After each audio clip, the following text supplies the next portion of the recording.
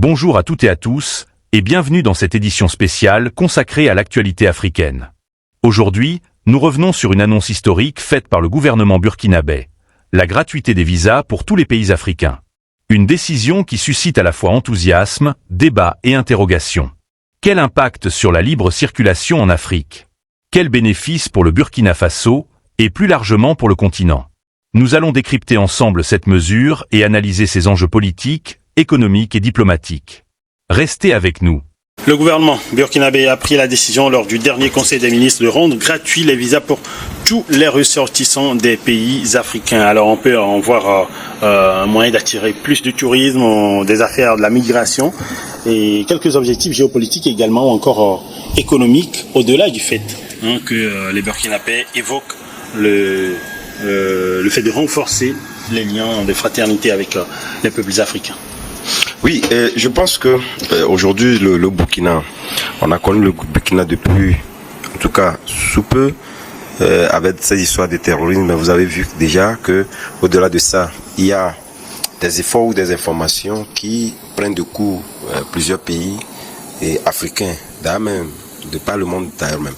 Ça veut dire quand même que le Burkina veut s'affirmer comme un État qui tient aux liens et relations séculaires existantes entre les pays africains et donc prendre des décisions parce que cela est resté depuis longtemps des discours. Mais aujourd'hui, dans les faits, il veut véritablement que cela s'exprime. C'est en cela que cette décision, d'ailleurs même l'une des rares en Afrique, mais ce qu'il faut faire remarquer, c'est que il faut véritablement faire dissocier, en tout cas, l'exception du fait que le visa, oui. Le traitement du visa ne coûte rien, mais ça ne veut pas dire quand même qu'il y a exemption. Puisque vous devez formuler donc la demande. Oui. Et la demande doit être traitée. Voici, vous êtes d'abord éligible à rentrer sur le territoire Burkina avant d'être accepté, et cela ne vous coûte rien. Puisque avant, le traitement avait également coûté de l'argent, etc. Mais aujourd'hui, ce n'est plus le cas. Donc en réalité, on n'a pas fait une exemption de visa, mais la demande de visa est toujours là. Seulement, cela ne coûtera plus rien. Donc, quelque part, vous devez monter patte blanche avant de rentrer au Burkina Faso. Parce que je pense qu'à l'avenir, peut-être lorsque les choses vont se stabiliser avec cette question d'insécurité, qui aujourd'hui est une question primordiale au Burkina Faso, qui permet véritablement de scruter dans les meilleures des choses avant de les accepter, que ce serait véritablement donc une exemption de visa. Mais pour l'heure, n'est pas invité au Burkina tout le monde, ou qui veut. Vous devez normalement monter patte blanche avant d'être accepté. Mais d'ores et déjà, la motivation première, comme je l'ai dit, les relations, la libre circulation, la circulation des biens des personnes, mais également la question économique. Puisque vous savez, aujourd'hui, le Burkina Faso prend un pas d'avance en ce qui concerne la ZLECAf, qui est toujours là, mais où on nous parle des dates qui vont venir, etc. Mais on n'a pas eu cette décision-là venant d'un pays pour dire que voilà, allons-y, il faudrait quand même que nous, pays africains, nous puissions donc avancer pour montrer aux yeux du monde que pendant que les grandes puissances et les puissances célébrées essaient aujourd'hui de multiplier les taxes d'extraction dans des produits vers leur pays, vous connaissez l'histoire avec le Canada, même avec les États-Unis, le Canada avec d'autres pays, etc. Mais nous-mêmes également, n'arrivons pas déjà à prendre des décisions courageuses et fortes pour montrer que d'abord nous-mêmes, on peut faire en sorte que cette question commerciale entre nous les pays puisse être d'actualité. On ne le fait pas. Mais nous tournons les yeux vers les pays qui nous taxent fort. Mais en attendant, faisons en sorte que le commerce le commerce intra-pays, sud-sud, puisse être une réalité. Déjà que nous, on n'en est pas là. Comment voulez-vous quand même qu'on puisse être solidaire pour combattre en réalité la hausse des prix imposés par les puissances ou les démocraties célébrées? Donc je pense que ce qu'a fait le Burkina Faso, il faudrait quand même que c'est la part qui est lancée pour amener ces pays-là à pouvoir franchir le cap et à faire en sorte que la ZLECAf, ou lorsque vous regardez un peu ce que cela peut rapporter à nos pays, c'est énorme.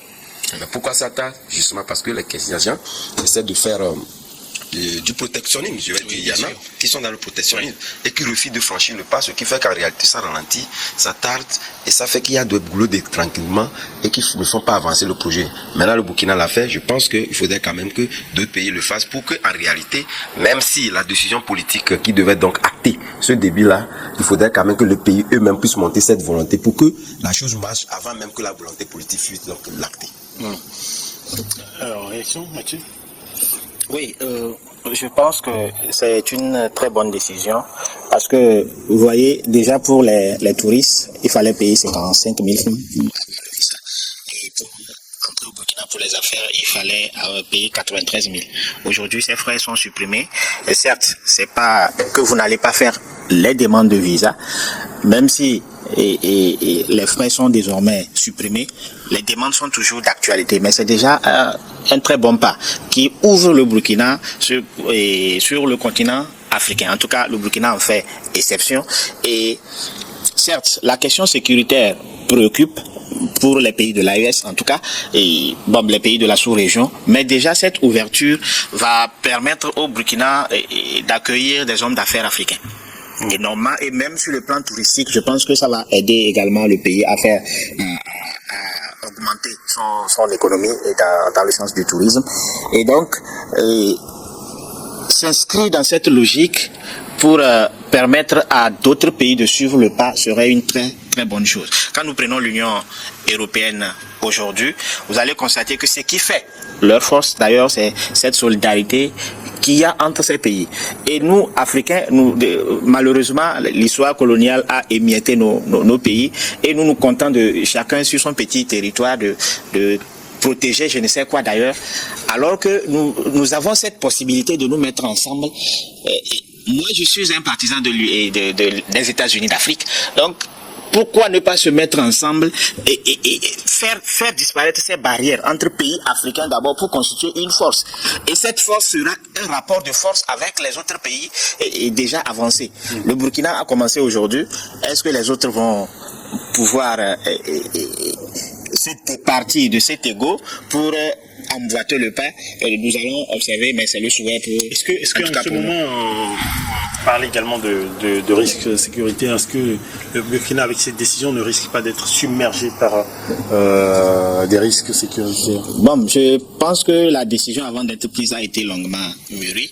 Et au-delà, certes, le visa est gratuit, mais toujours il y a des conditions. Il faut soumettre la demande et votre entrée au Burkina est conditionnée par l'acceptation du pays hôte. Donc, je pense qu'ils vont renforcer ce côté surveillance pour éviter au maximum de se faire avoir par ce phénomène de terrorisme qu'ils connaissent déjà. Alors, j'en viens à vous, Gabin. Oui. Quel est l'objectif derrière et est-ce que c'est une réponse, je dirais indirecte, aux critiques internationales sur l'isolement du Burkina Faso? Non, pas du tout.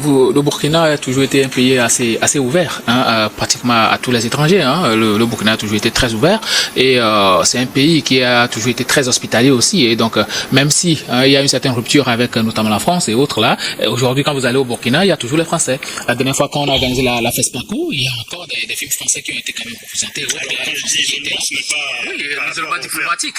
Oui, mais le Burkina n'a jamais été isolé diplomatiquement parce que sur la scène internationale, on parle toujours du Burkina. Le Burkina a toujours ses relations d'antan avec les autres pays et même les institutions internationales. Même si à un moment donné, oui, c'est parce qu'à un moment donné, il y a eu le coup d'État. Le coup d'État, bon, et donc pratiquement dans tous les pays, à chaque fois qu'il y a un coup d'État, ben il y a un peu de tumulte dans la relation avec les institutions internationales et autres là. Mais après, ben, les relations reviennent à la norme. Et donc le Burkina n'a jamais été un problème, pratiquement sur le plan diplomatique. Et moi, je vois ça que c'est un message assez fort. Premièrement, aux pays africains qui sont assez fermés.